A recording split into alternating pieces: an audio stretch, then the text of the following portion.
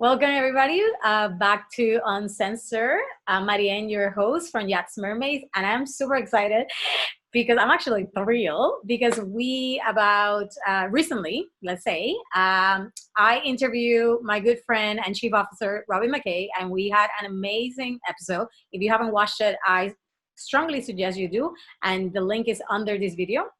And that episode raised a lot of questions and triggers for people. So I decided to bring Robyn back and just have an exploration about those triggers and questions to hopefully answer the questions that were put out there. So thank you, Robyn. Welcome back.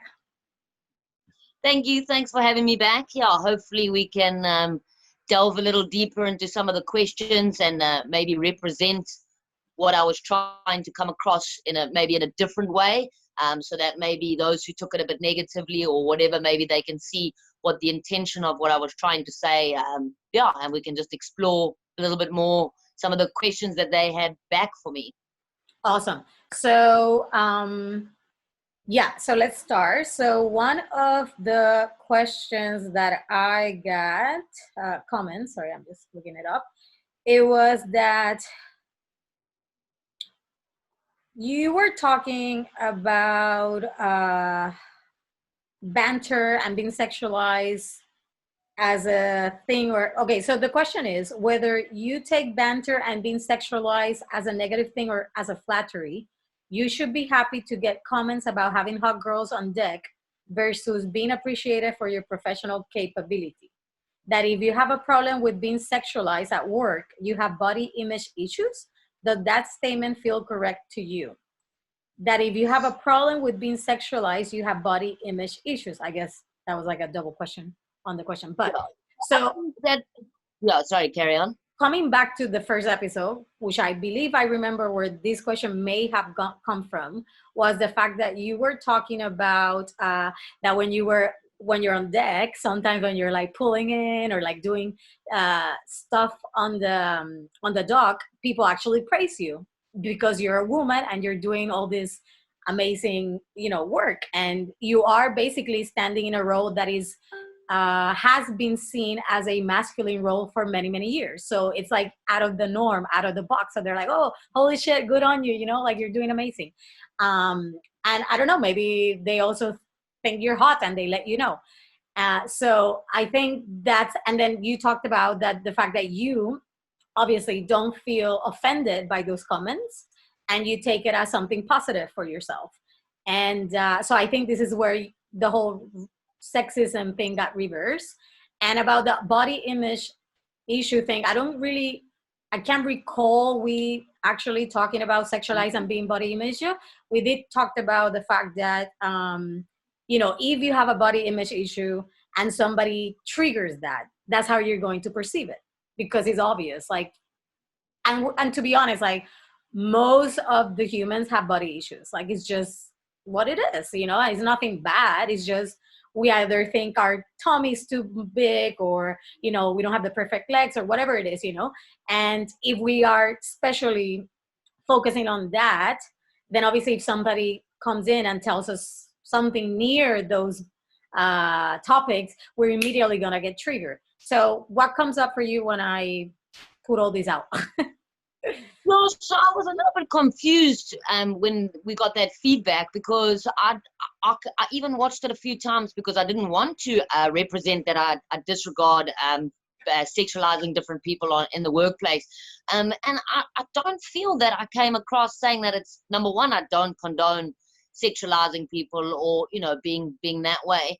I think what I was trying to represent was that it happens in this industry probably more than other industries because of the nature of the industry. We work for extremely wealthy people who are wealthy enough that they can have this toy to go and explore the world. And that takes into account all kinds of entertainment, diving, snorkeling, on the water, in the evenings, around the hot tub, drinks, cocktails, parties, So it opens very many different facets that we do have to put up with, or we see a lot more of this loose-lipped conversation, you know. There's a Oh, wait. Okay, now you're on mute. Sorry. Yeah, go ahead. Okay. Sorry. You know, so I think what I was trying to say was that it's the nature of the industry, and I'm not condoning it. I don't agree with that's the way it is, but you know that what that's what it involves, you know. And so I don't agree that people should be sexualized and things like that. But I also think that sometimes people, women specifically, forget that they do it as well. You know, when I was talking to my stewardesses about this, because I was asking about it, I was like, hang on, does this make sense to you, or what's happening? And they said no. When they see an attractive looking guy on deck with his shirt off, washing down, their heads are pressed against the windows, staring at them. I So know I that's have been actually with like the with the things, whatever so you call it. that's the stewardesses and the women sexualizing the men, making them sexual objects. You know, you're glorifying their physiques and things like that. So it happens both directions, and I don't think that it should be condoned necessarily. But what I was trying to say is that you can't also, if you spend all your time focusing solely on that, or you take it so personally that it creates a negative atmosphere around it, then that's potentially half the problem. Like, you have to sometimes just take some of the banter, you know, give it as good as you can receive it, you know.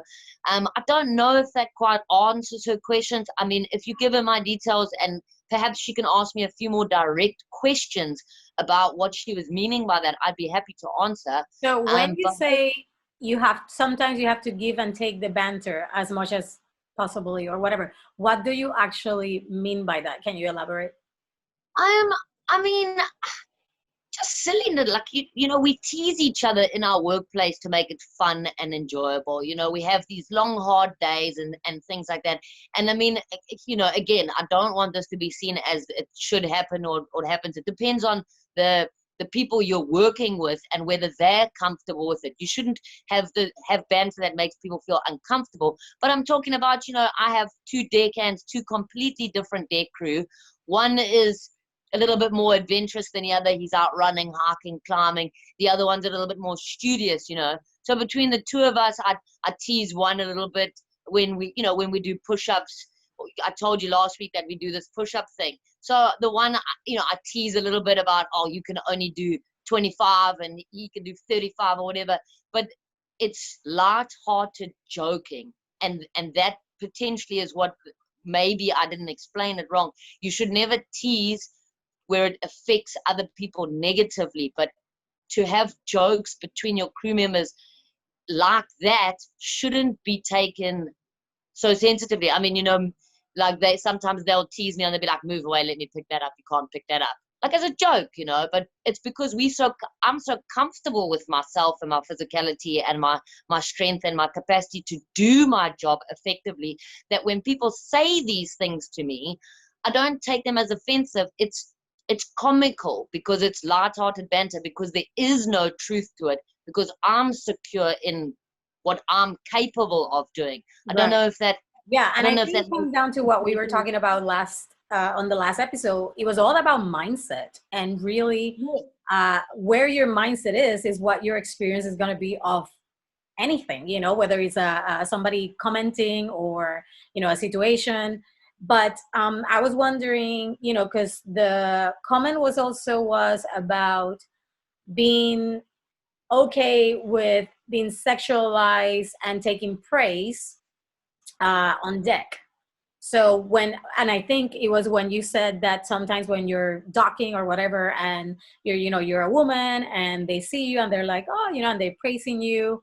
I don't know if they do sexual comments towards you or whatever. And, you know, so I just kind of wonder in that sense. And I do want to bring the awareness that, you know, sexual harassment is something that is only happening when you don't welcome it. You know what I mean? When you know that this is not okay, well, yeah, that is a harassment. But when you are okay with it, and then that becomes a joke, You know, it's Yeah. such a fine line. And this is why we talked about in the previous episode that you got to know your boundaries. Yeah. So I think just to touch on that, like what I was talking about accepting praise is like one example was when I've come into dock. There's two examples. The first one was when I came into dock and I was praised for how I docked the boat. Of course, I'm going to accept that because I docked the boat like a boss. Like I came in, it was a tight quarter encounter. I put it onto the dock. So my operational side of my job was on point. I pulled it in, we tied it up, minutes was golden. So of course I'm going to accept it. What I was trying to say is to highlight reverse sexism was that if it was a man docking the boat, they wouldn't have been praised. It would have been seen as something that they should have just done. So I don't agree with the fact that I should even be getting a compliment because I want to be seen as exactly the same caliber of it. But if somebody tells you you docked that boat like a boss, of course you're going to accept it because I did that. The work did that. Not me having some glamorous figment of how things are. I did the work. I did the job. I was praised for it. Irrelevant. What I was trying to say was that the system is flawed because I shouldn't have even been praised for that. But because I was a woman, I was praised for it. But that's fine. Then the But other here's the side of it, thing, though. Maybe you perceive it as, oh, they praise me because I'm a woman. maybe Maybe they just not. praise me Maybe they because I was praise you good. just because. But The exactly, honest truth is, exactly. you never ask the person who praised you, hey, did you praise me because I'm a female, or did you praise me because you were actually, amazed by my skills? That's true, yeah. So that's the point that I was trying to, and I think we did touch on this earlier in the last conversation, was that perhaps sometimes people actually associate certain negative or positive things with sexism when it doesn't need to be there. Like you said, like exactly like what you just said. Maybe I was praised because I docked the boat well. But for me, I thought, well, that's a bit weird. Why would they praise me? They wouldn't praise somebody else. So I attached it to the fact that I'm of a different sex. And I think maybe that is sometimes what happens on deck too. Girls take offense to certain things because they think somebody is saying something to you or about you because of your sex, not because of you as a person. Maybe you just, maybe they didn't agree with you or something, and now you're taking it personally and you're making it about something else. So I don't know. I mean, yeah, Yeah.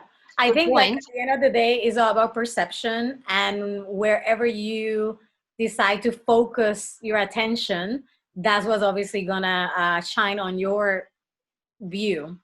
But I think we made that clear that, all of that we just talked about, that, boundaries are important, that you don't obviously agree with sexism and sexualism or whatever, but you're not gonna say no to a good praise because you got the fucking skills. Because I did um the job. Yeah, I exactly. stood up and I did that. And whether you were praised because whether you were verbally praised because you docked the boat right, and you were verbally praised because you were a female and the person wanted to say that, even though we don't really know because we never you never ask.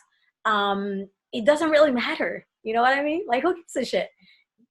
No, and this is the thing. I think a lot of the times, that I think maybe some of the things that, like, well, one of the things I really wanted to highlight, which I think I did say quite a few times in last interview, but maybe it got lost in translation, is that I never ever disregard the fact that sexism exists in the industry. What I'm trying to say is you should not use it as a tool to blame for your lack of successes. You shouldn't say I'm not getting a job because I'm female and sexism exists. That is a weak excuse, and I stand firm by that.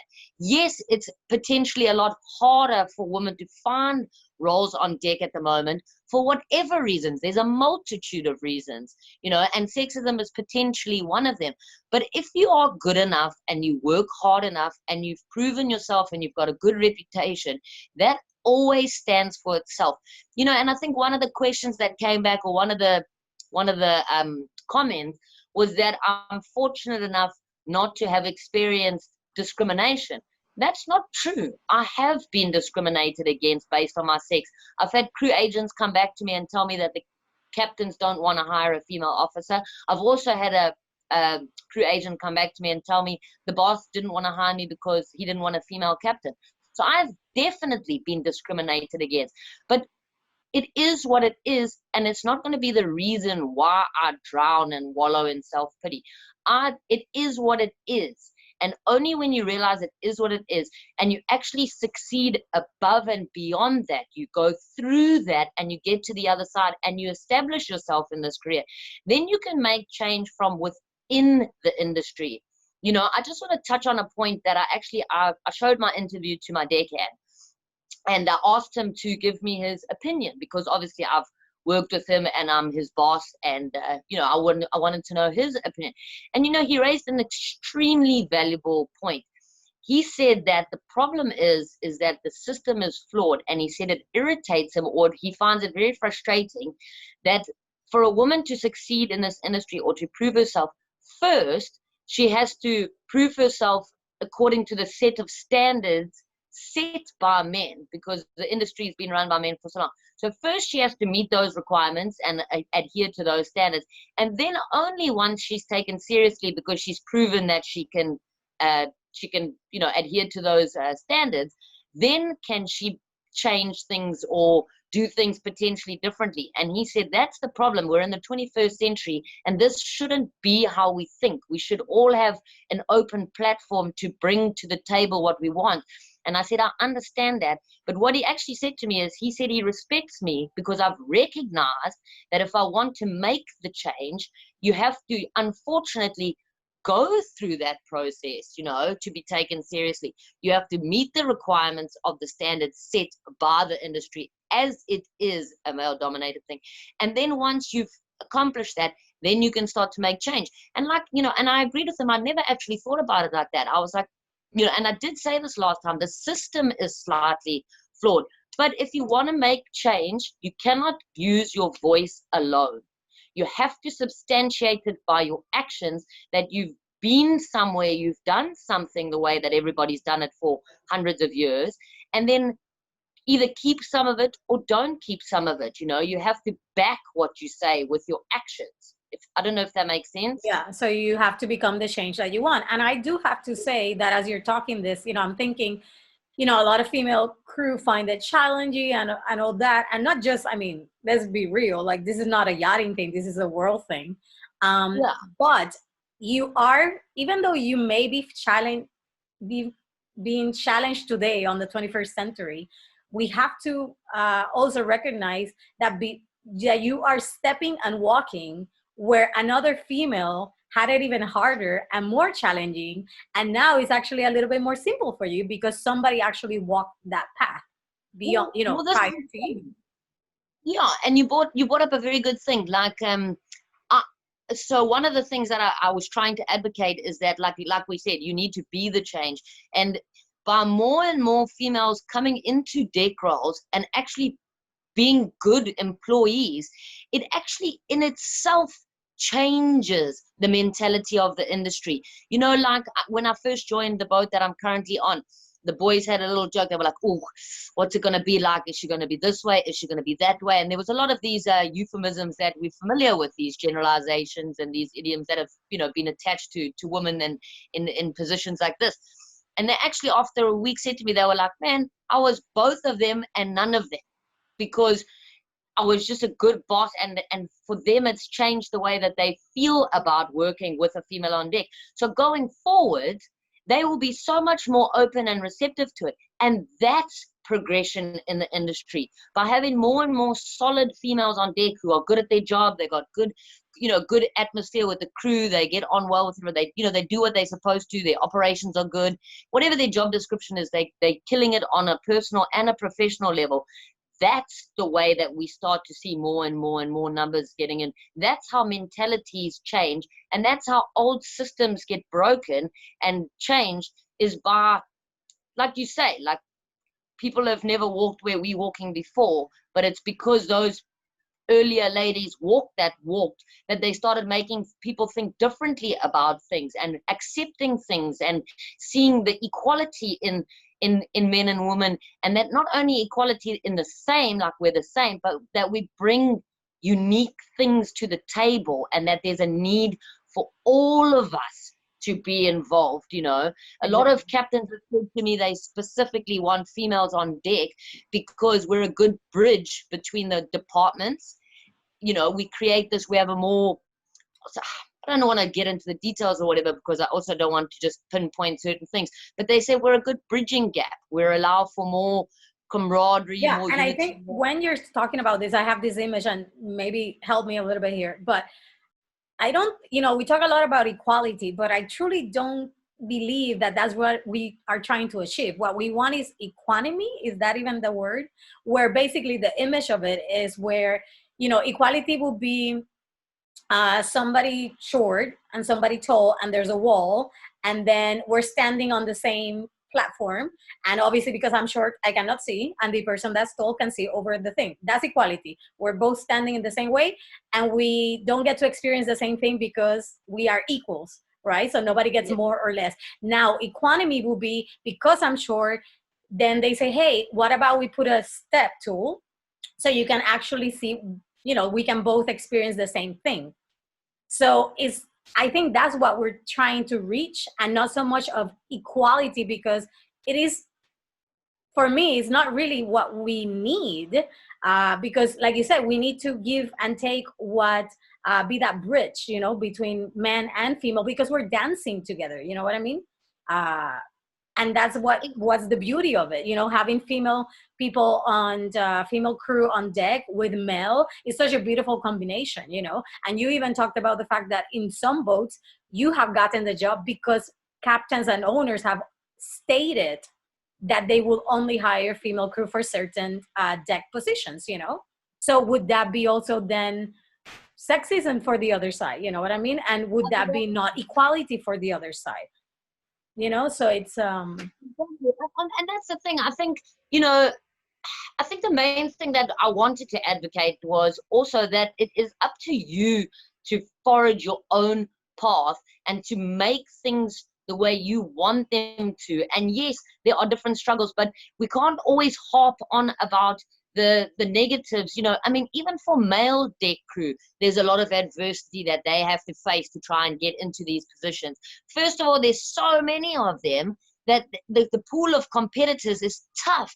They have to start having more licenses, more skills, more this, more that. The industry is quite a tough one across the whole spectrum. So, do you spend all of your time harping about all of the negatives, and then that becomes so consuming that you can't actually see what you need to do in order to penetrate certain things? I mean, you think of, also there's like my deckhand actually raised a good point, is there's I don't even know what you would call it, but there's prejudice against certain nationalities. I mean, he's French, and he said he's had it across the board. He gets picked on and teased and made fun of because of French and this and that and the next thing. And he said obviously it bothers him to a certain degree. Nobody likes to be prejudiced against or picked on for something that's actually out of your control. It's his nationality. You can't change it. But you rise above it. You don't let it be something that hinders you, and then you have a chip on your shoulder, and then you become what people are teasing you about. You know what I mean? Yeah. The same thing with South Africans. I mean, we used to have an exceptional reputation in the industry, and a lot of the youngsters coming through are destroying that. And I've seen a lot of posts where they say no South Africans to apply. And for me, it makes me a bit upset, because I'm like, man, they're just putting us all in the same category. But again, generalizations are there because there is based on some truth. It's not derived from thin air. So am I going to say I'm not getting a job because I'm a South African woman and then just sit at home and do nothing? Or no, look at me, I've achieved a great position. I've gotten to where I've gotten, because you can't focus on those things solely. You can view them, you can be aware of them, but you can't be a product of them, if that makes any sense. Totally. No, and I agree with you. And I think this was really the main focus of the last show, and I really thought that it and for some and for a lot of people that came through, because I think that was the big message of, like, yes, this exists, but that doesn't mean that it needs to be your experience, Yes, that's and I think, it. and that becomes Fine. like, you don't have to be the product of it, because the only way to not be the product of that is shifting your mindset and shifting your focus. It's like I was telling you prior. You don't want war? Don't be anti-war. Be fucking pro-peace. You know what I mean? Like, you don't like Monsanto? Why are you going, no Monsanto? Go to the organic farmers and buy their food. Like, share where to get that. So I think for me, this is what in this topic of yachting and you know females and trying to rise above sexism or whatever, and all this other shit, is really a matter of you as an individual and what you're choosing to focus on and how you're choosing to experience that which you're focusing on. We can sit And here and we can blame yachting and we can blame all this, but at the end of the day, like, that is part of the problem. And I think one thing, like as you were talking, you made me think of like actually quite an apt analogy, seeing as we are in the industry of moving boats. I think what I was trying to also highlight, first of all, to anybody who thought I was being insensitive about bodily issues or sexualization, that was never my intention. If you are being sexualized and harassed against, then you should stand up for yourself and take the right actions and go and speak to people when you need to. But what I was trying to raise awareness of, it's like if you going on a boat and there's a rock and you crash, and then you stand here and you say, I crashed because the rock was there. No, you didn't crash because the rock was there. You crashed because you failed to see that the rock was there and navigate around it. It's exactly the same thing about the industry with regards to sexism. It is there, but are you going to be blind and not focus on it and then crash into it? Or are you going to see that it's there and navigate your way around it, taking a different course, Yeah, totally, I agree. So I'm just looking at the notes, and I think we did talk. So one thing was, right, I think we talked about, all this. The person says, to tell women to look on the bright side of being a minority because you stand out. Imagine a person of color telling other people of color to be happy when people are surprised to see a CEO of color. I mean, I don't know if you want to say anything about that, but I think we kind of covered the whole topic. I think we covered it. The other thing was,